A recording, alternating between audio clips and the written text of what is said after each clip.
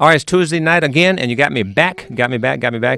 Tonight we have someone that's all the way from the west side, from the north side, from the east side, lived all over town. But now, what do you want to claim? Is that how y'all do it? Oh no, actually, I'm gonna claim the whole entire Las Vegas All because I'm a right. native of the whole entire Las Vegas. All right, for the two or three people that don't know you from back in the day and from right now, how would you introduce yourself if you're like out at a club or I don't know, at a cocktail party, political fundraiser? I don't know what Well, you'd be hanging out at. So, we'll do a quick, brief introduction of yourself. I mean, I guess it all depends. I mean, my name is Raymond Smith.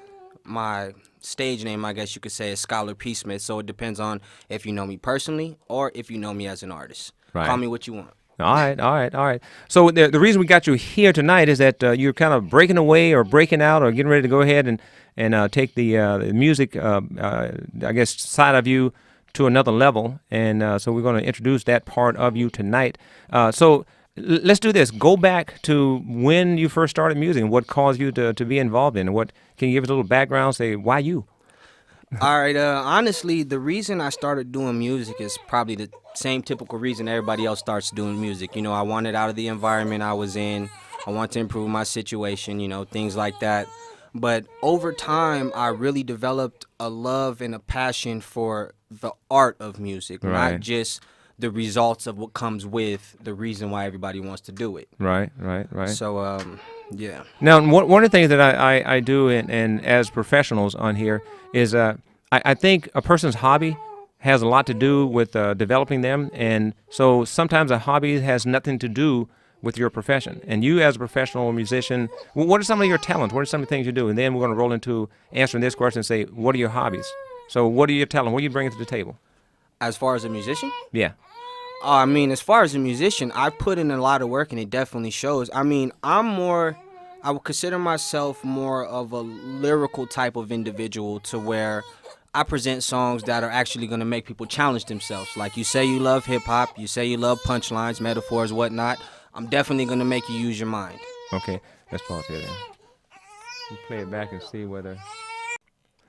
So I'm always curious of some of the background, some of the things that qualifies you to say that I'm a musician, I'm a writer, I'm a poet, I'm a whatever. So what are some of the why are you qualified to say that this is what you're doing? Well, I mean, in order to qualify yourself as an artist or a musician or anything, the only thing you have to do is be brave. Be willing to put your creativity out there. As far as what qualifies me, I'm brave. I'm willing to Right, put my right. creativity out there. I've also worked really hard on my craft. I mean, if you haven't done it and really put years into it, then you can't really expect people to take you that serious. And me myself, I've actually put the work into my craft. So I could say that's what. So how far back you go? There, you only like 20 now? Say, Oh no, no. I'm a little bit older than that, I, but so and how far back can you go to say that you put work in your craft? Say, I started when I was 2. actually, No. When I I was crying, I would put some rhymes out in my baby cry. yeah, No, go no, ahead. I'm not sorry. Go ahead. nah, not quite then, man. We didn't have beats around back then, but around the time I think I was about 13 or 14, I actually started. I got picked up by my uncle, and he actually asked me if I wanted to be an artist, and I kind of started rapping for school clothes and to kind of just get out of the environment. So Yeah. I really didn't have an idea of saying this is what I wanted to do in particular, but I just took the challenge, Right. and Right. turned out okay for me, I guess. Okay. So now, did you guys record back during that time, or you just started what artist production, or what did you do? What? Well, actually, like I said, my uncle had came around and he picked me. I have two younger brothers. We were in a boy group, and we were going strong for actually about 10 plus years. We started out, we went through all of our own development. You know, we wrote a lot of our own music, made a lot of our own beats, and just practice, practice, practice. You know, the old school method. Right. So where do you get your beats from then? Actually, my dad is a producer. He sent us a couple of tracks, but honestly, we would work with anything that we can grab a hold of. Right. Got to be hungry. Yeah, yeah, yeah. So oftentimes I'm curious of saying that how does a person's hobby fit in with their lifestyle and the type of profession that they are? So what are some of the things that you do as a hobby? This just saying for the people out there listening to get a Yeah, little yeah, little yeah. deeper than just saying that's all he does is music. Well, when I'm not doing music, I'm definitely a dad, so that takes up a lot of my time. But as far as a hobby, I enjoy martial arts. I really, really enjoy fighting. I know that's totally left field from music, but it's a passion of mine. No, no. Okay, so what style? You just go out there and just start swinging on people, or what do Uh, you do? Is say y'all go to the gym? Y'all, I mean, how's that? How well developed is it? Because a lot of things that we do as hobbies, it's not really sophisticated. So how structured is what you're doing as your hobby thing? as far as fighting goes, I don't even know if I can call it a hobby because it's somewhat of a way of life. My brothers and I, we've been into the martial arts for a while, and my father's in the martial arts as well. So there's many different disciplines. There's many different things that we practice, but really it's more of like a family bonding thing, I guess you could say. Right, right, right. So I did a little research, and I see that at one point you had thought about it as a professional career of doing MMA or boxing or something along those lines. So it was a little bit more. There was a passion there, if you're going to take it to that level. So how did that come about? Well, I'm not out to get anybody on the street, so I just wanted some really good competition. That's all. I'm really competitive in everything that it is that I do, whether it's my fighting or whether it's my music. I really like to push myself. I like to be my best, and I like to be around the best.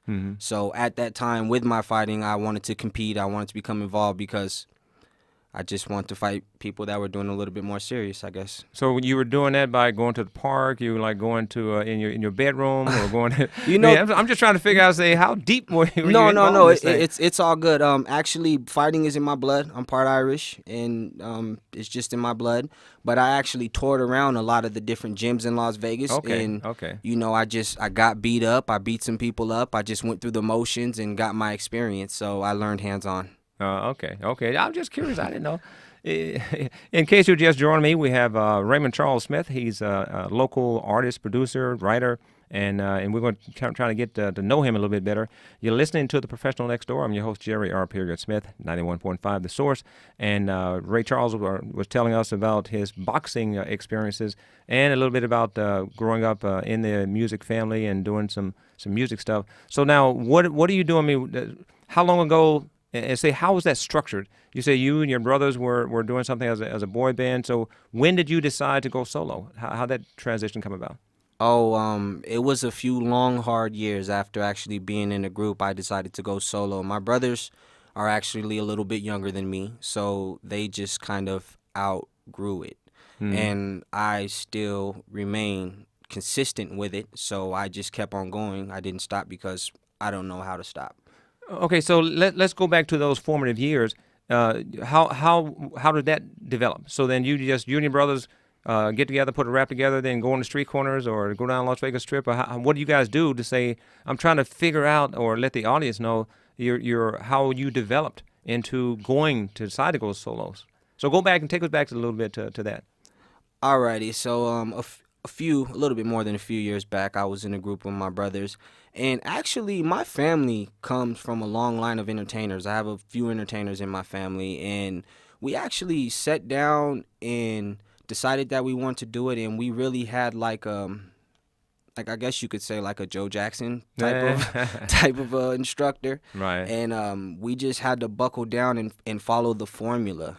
That was really just it. So we had a lot of practice every single day, rehearsal all the time, sacrificing, or shall I say investing a lot of time into the craft. But there were a lot of things that had to be sacrificed: holidays, friends, family, relationship, anything that you could think of. Right. It Right. probably happened at one point or a time or another. But that's just what goes into becoming a professional. You have to go through that growing process. So did you guys work with any organizations, or you just out there on your own, or how did it come about? Oh, no, not at all, actually. We were brought up in an artist development program called KFABS, which stands for Kids for a Better Society. And what they did is they kind of went around different neighborhoods and got the at-risk youth, like us, my brothers and I, and they would help us out. They would teach us, they would develop us, they would teach us kind of how to be better people, better characters or whatnot. And that was the artist development program that I went through, as well as my cousin Neo, Right. Right. Right. so right. and So just you got a lot of I guess history in professionals or just music period. So with K-Fabs, how long were you guys performing with that? And did it like just around town on the east side, west side, north side? What did you guys do with that? No, actually, it was everywhere. It was all throughout the states, everywhere from Las Vegas to Atlanta to Arizona to LA. I mean, anywhere else in the states that you can really think of. And we were doing it for a solid 10 years, I would say, honestly. So we went out and we got a lot of experiences and performed and got a lot of artist development and feedback and learned how to be individuals and do things on our own. Okay, so I'm thinking that might be some screaming girls there every now and then.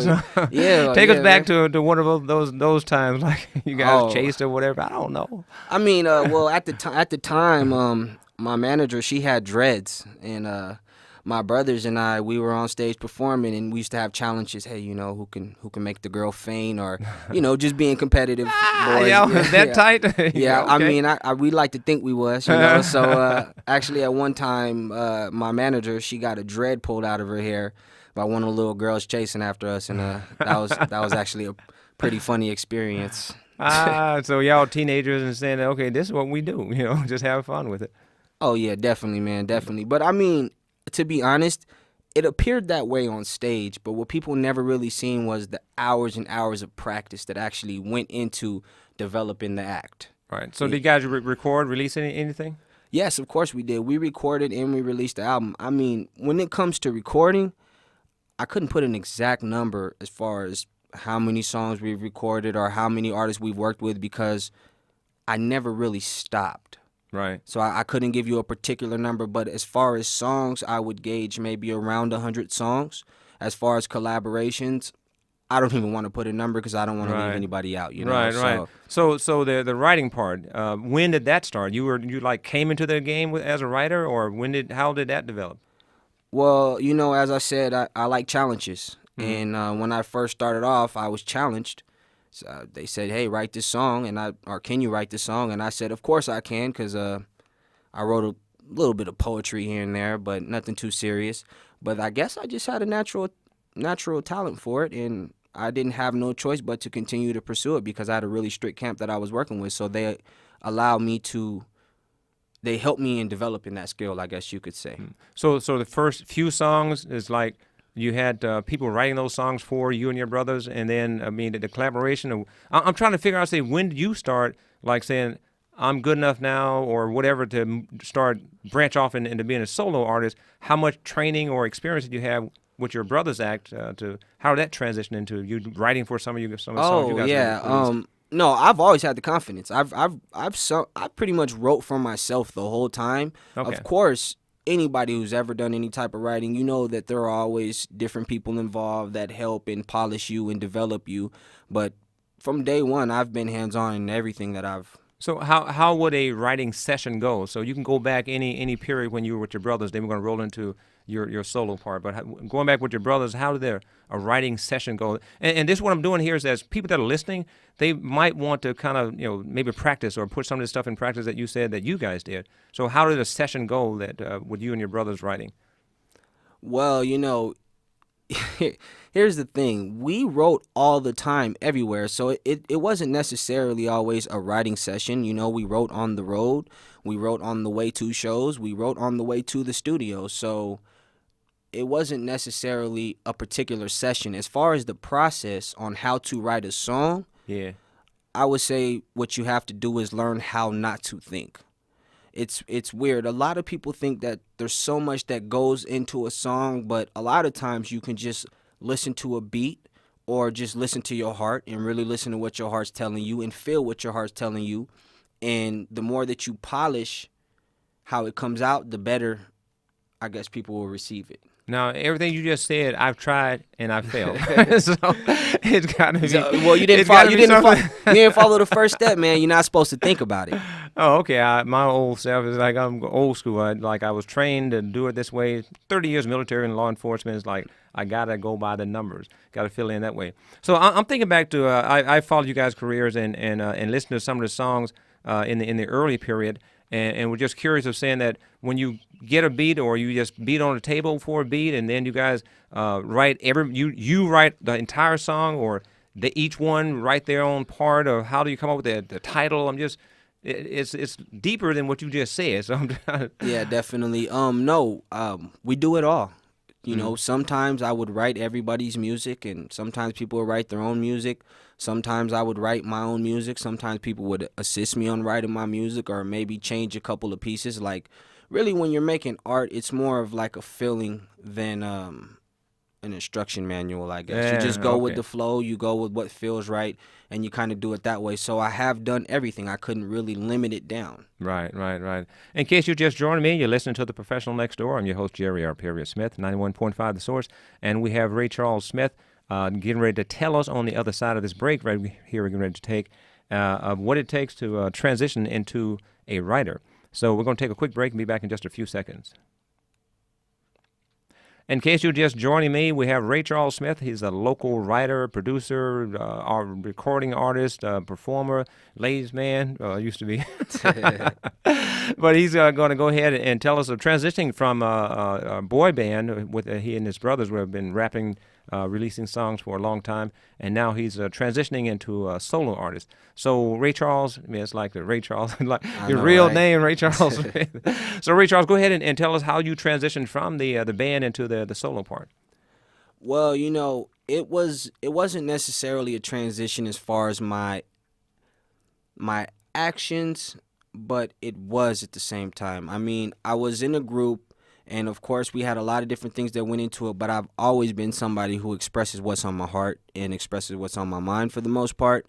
So it really wasn't too much of a transitional phase. I guess you could say what I did was just keep on going. Now, the difference I can't tell you between working as an artist and working as a songwriter is when you're an artist, you're definitely a lot more in the public, and your image is it's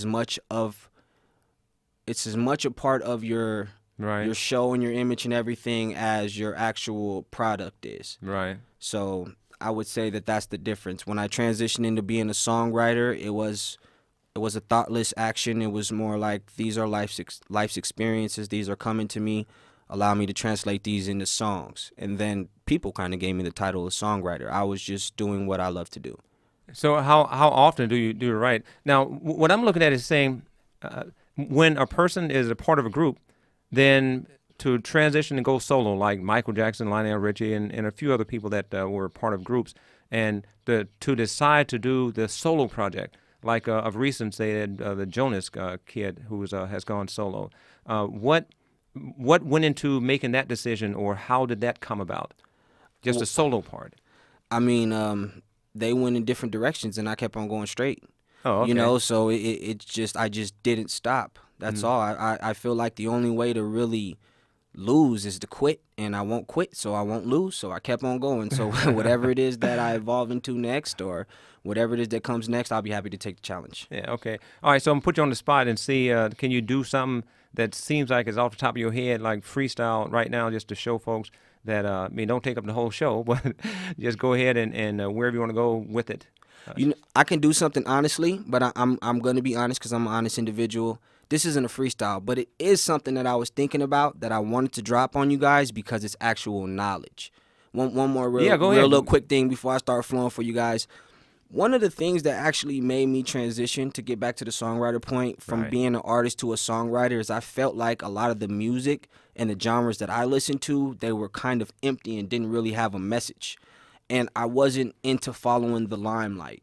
You know, I kind of like to have a message with what it is that I'm doing. So that's what actually made me transition, I guess, from being a songwriter versus just an artist. So I'll spit for you one time. So let's see. Adam and Eve bit the apple, not me. But I'm my brother's keeper. I get it, I see. I hope and I pray that I see them all free. Mentally, politically, spiritually, physically. Follow commandments, break enchantments. Angels with me, I could breathe. I got power, cuz, who I stand with. Tell the devil that he can leave. I ain't perfect by no means, push me and I swing.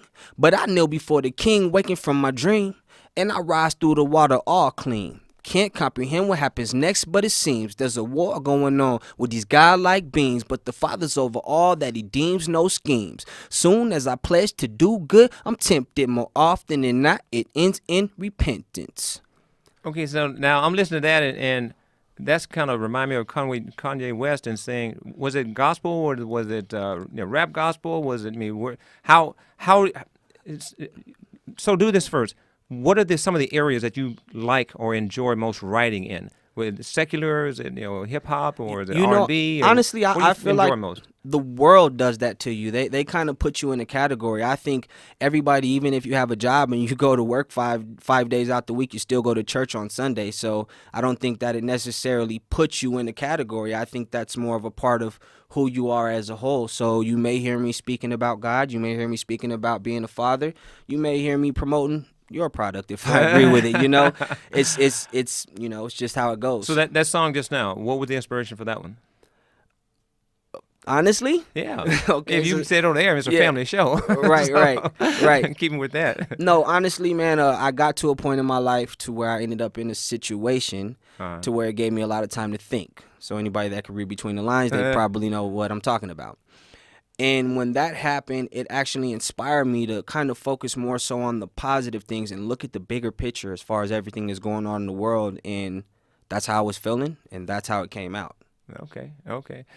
In case you're just joining me, we got Ray Charles Smith, local talent, is doing some things right here in Vegas and getting ready to expand for the whole world to listen to what he's spitting, putting out there. You're listening to The Professional Next Door, and I'm your host, Jerry R. Smith. So, Ray Charles, just curious to say, what are you doing now? And how can people listen to your stuff? Or, I mean, you're looking to write for people. If somebody wanted you to write something for them, then how would they contact you? Well, they definitely contact me via email, raypresidential888@gmail.com. Say it again. Say it again. Raypresidential888 There we at go. gmail.com.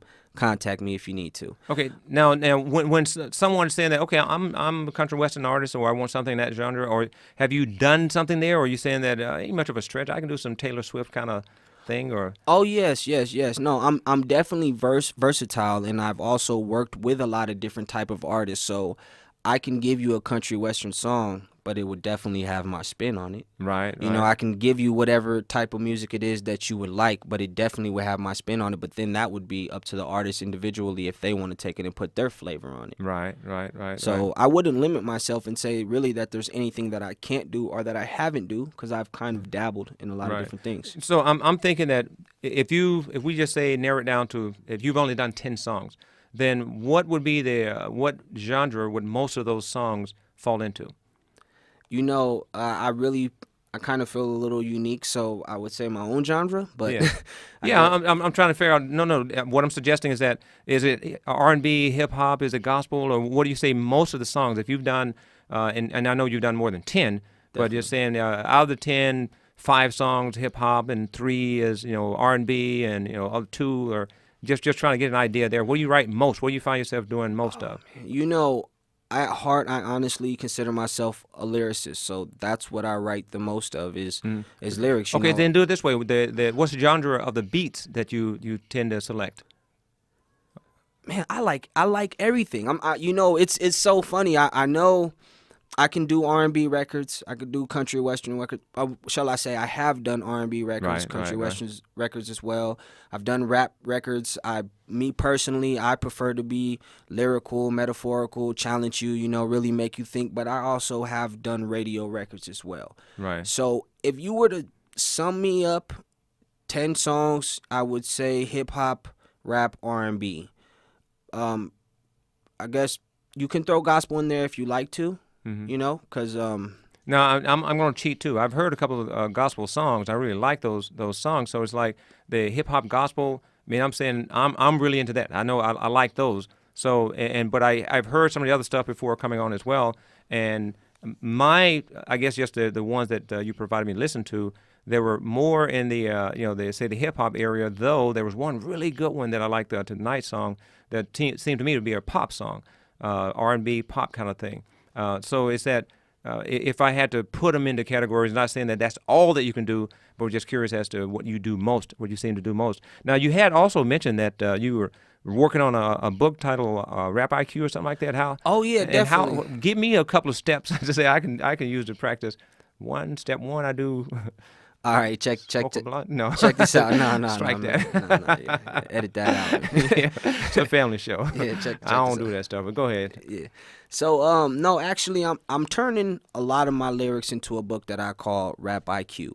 And basically how the book is being broken down is I'll have, let's say, my metaphors in blue, my punchlines in red, just so people can have a visual understanding of what a show actually looks, or what the song actually looks like on paper. I'll have different exercises that we'll do, like finish the rap or start the rap, maybe give you a rhyming word in a challenge, but basically it just shows you a song on paper and it gives you the breakdown, so that way when somebody says, oh, that's a good metaphor, that's a good punchline, or I like the way he fit himself in the beat right there, you'll have a better understanding of what that looks like. So now, how did that come about? You're saying that you don't want to keep the secrets to yourself. You want to put them out there and say, okay, anybody can do this, really. And it might not be as good as mine, but at least you're following my step. What inspired that? You know, honestly, anybody can do it. And what inspired it is actually just seeing all of my lyrics on paper. Uh-huh. It was just a much more massive amount, like a much more massive body of work on paper than the usual. I've done a bunch of songs and they come and go here and there, but when you actually see something on paper, there's something magical about it. And what I would like to do with my book is, when people get the book, they have an opportunity to see what songs look like on paper. So that way they can follow their own formula, or create their own formula, or follow mine and make their music and see how it's done. Right. Okay. Well, Ray Charles Smith, we really appreciate you coming by, man. And I know we're going to leave a little time in here for some of the songs that you've recorded. And so it's really a pleasure to have you here. And I really wish you a lot of luck on what you're doing. And shout out and you want to give your email address again if somebody want to hire you to do your thing? Oh, yeah, definitely. raypresidential888@gmail.com. You got a Twitter handle? How can they follow you? Or Facebook? How You could definitely follow me on Facebook at Ray Smith. Just look me up right on Facebook, man. We good. All right, Ray Smith. And you can follow me on Facebook as with Jerry Smith. Just happen to have the same last name. And you can email me at theprofessionalnextdoor@gmail.com. So we're going to see you guys again next week. Ray, really appreciate you coming by, man. Appreciate it, brother.